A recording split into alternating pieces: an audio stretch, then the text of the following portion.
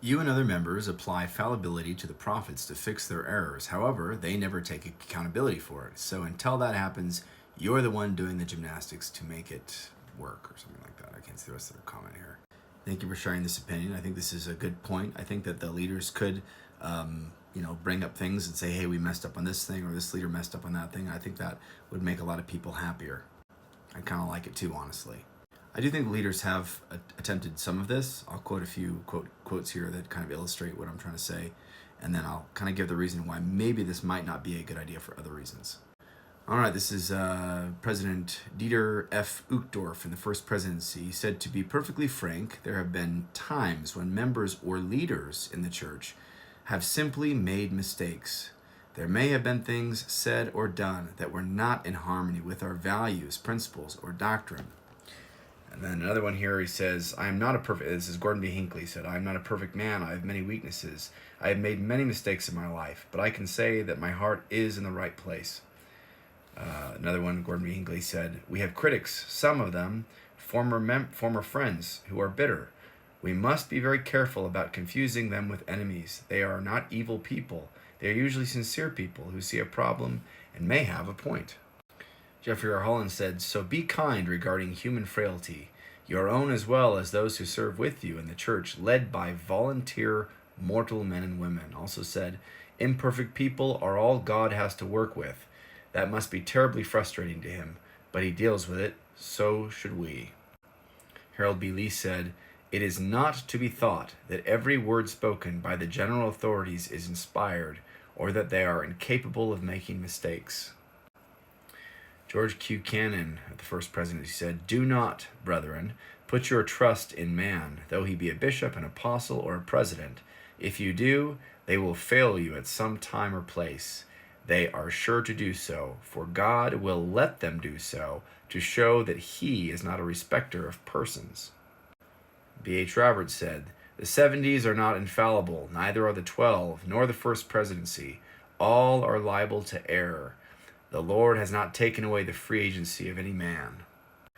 And Brigham Young said, I am more afraid that this people have so much confidence in their leaders that they will not inquire for themselves of God whether they are led by him.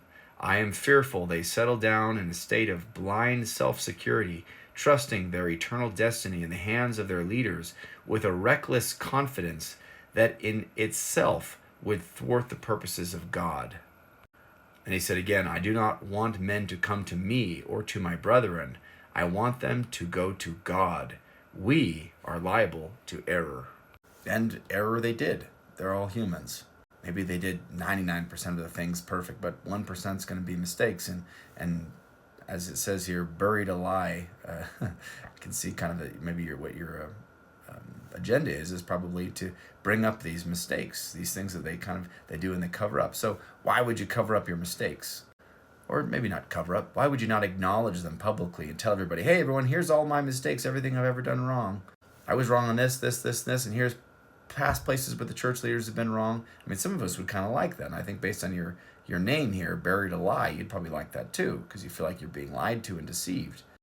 One of the challenges of doing that is when someone's a leader and they recognize that they're trying to get people, let's say you're on a boat and you're trying to get to some place and you need people to trust you in order for us to get there safely.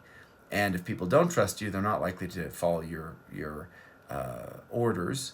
And if they don't follow your orders, the boat's going to sink, like pretty much for sure. So you need people to trust you. You need people to follow your orders. And sometimes people feel like, and this is where I think probably the church leaders are coming from, that if they start spending all this time talking about their own mistakes and their own flaws and the own things they did wrong and this thing that some other person did that was wrong and this was bad and that was bad, that people are going to start not following their orders.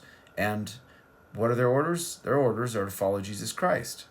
So they're worried that people will probably not follow Jesus Christ because these leaders are too focused on their own mistakes, their own problems, their own errors, and blowing those up and making it seem like that's all that they do is make mistakes.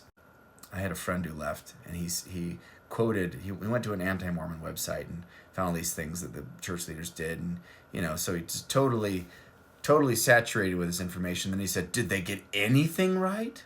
Well, yeah, if you make a giant list of everything wrong that anybody ever said, but they said, tens of thousands of things, and 99% of them are good. But even out of tens of thousands of things, you could make a really long list of things they goofed up on, and if they only got 1% of those things wrong. Could we do better on this? I think we could. We probably will in the future. There's no gymnastics needed for me to say that humans make mistakes and there's errors. I don't see how that could even be interpreted as gymnastics. Sometimes people that are ex-Mormons, anytime any member of the church uses like one-step logic or maybe two-step logic to say, oh yeah, there's a mistake, yeah, probably made an error, human error, and they're like, gymnastics! You have gymnastics to stay in the church. And you're like, that was like one-step logic. It almost seems like you're trying to say that anyone who believes in the church is totally unreasonable. It cannot be reasonable for someone to believe in the church. They would have to be doing mental gymnastics in order to stay in the church. Frankly, I'd have to do mental gymnastics to leave the church. I'd have to deny my personal experiences, acknowledge them as psychotic episodes of some type or another, betray my conscience, deny the testimonies and witnesses of many, many, many people that I know and trust, as well as my own experiences with theirs that align perfectly. That would require gymnastics, mental gymnastics for me to do that. So just because it might be mental gymnastics for you to do something doesn't mean it's mental gymnastics for everyone. Abstract thinking is where you try and think of a circumstance that you're not in, another circumstance. And it's hard to do, but try to think about how maybe somebody else in a different circumstance, for them it might be the most logical thing for them to believe, for them to be a member of the Church of Jesus Christ. Whereas for you, maybe it's not. Just because something is hard for you to do with your circumstances, with your evidences, with your exposures, with your experiences, doesn't mean it's hard for everyone else. For some people, it might require great courage and morality for them to leave the church. You could think of using abstract thinking. You could think of a situation where that might be the case, where they truly believe the church was harmful and bad, and all their family members were holding to it anyways. And for them, the right thing to do would be to leave if that's what they believed and that was what aligned with their conscience. That would be courageous, and that would be moral. But someone in another circumstance, with different exposures and different experiences and different situation, who believes something different, for them, they might be getting all this social pressure to leave, even though they truly believe in their heart and in their mind that it's true and right. And so for that individual, leaving would be cowardly and immoral. If you try to think about different people in different circumstances, you can see how something for one person may not be the same as something for someone else. Now, in the church, many church leaders, and I say members, I'm sure leaders too, struggle with doing this sometimes. And so we say, oh, someone left, they must be a lazy learner. Someone left, oh, they must be wicked. They want to go out and fornicate or something. No, like for some people have certain exposures to certain information, and they're persuaded.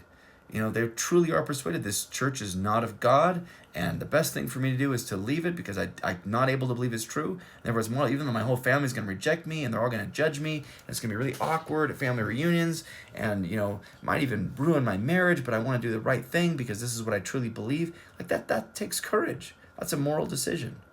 But it can also be moral to stay in the church. It can also be courageous to stay in the church. It just depends on where you are in your personal situation. So try to abstain from judging other people or thinking everybody else is unreasonable because they've come to a different conclusion than you have. And this goes for both sides, guys. I'm not just talking to Buried Alive here. I'm talking to everyone. We could all do better on this. For me personally, the courageous and moral thing for me to do is staying in the church. Most of the people that I hang out with are not church members. I don't live in Utah. Most of my friends have been not church members. All throughout my career, most of the people that I hang out with put me down, make fun of me for being a member of the church. But I truly believe that it's of God. My experiences, the things that I've been exposed to, the evidences I've looked at, the people that I know, the people that I've talked to, all point that it's of God. I can't help the fact that that's what I believe, despite researching all kinds of things. So for me to align myself with my beliefs, with my convictions, and with my morality and my conscience, it's to stay and serve in the Church of Jesus Christ Latter-day Saints. Even though I make comments and people judge the heck out of me and give me insults all the time, I'm trying to do what I believe is right, based on what I believe. And I'm sure you're doing the same thing.